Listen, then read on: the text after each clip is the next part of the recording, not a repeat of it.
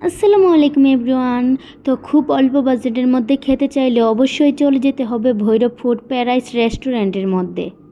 এবং এখানের খাবারের মানও কিন্তু অনেক ভালো। গত কয়েকদিন ধরেই বলতেছি বাইরে যাব খাইতে, কিন্তু অতিরিক্ত ঠান্ডা পড়ার কারণে যেতে পারতেছি না। অবশেষ গতকাল চলেই গেলাম। অনেকে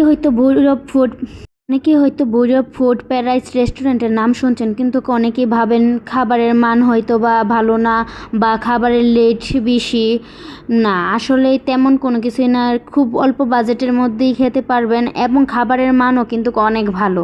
আমি না গেলে হয়তো বা জানতাম না। বিশেষ করে বাচ্চাদের খেলাধুলার সুব্যবস্থা আছে। মাত্র 450 টাকায় মেক্সিকান পিৎজা এবং ফালুদা মাত্র 150 টাকায়। আরও পাচ্ছেন ফ্রেঞ্চ ফ্রাই মাত্র 150 টাকায়।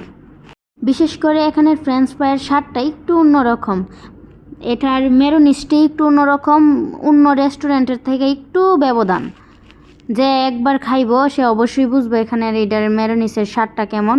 অবশ্যই আমার মতে একবার যাই ট্রাই করে দেখবেন। এখানের খাবার খুব রিজনেবল প্রাইসের মধ্যেই পাওয়া যায়। আরও ছিল আমাদের খাবারের মধ্যে সেট মেনুতে ছিল রাইস, চিকেন এবং ভেজিটেবল, এবং সাথে সালাদ ছিল, আর ছিল ড্রিঙ্কস। এটার প্রাইসও কিন্তু একদম রিজনেবল, মাত্র 190 টাকা।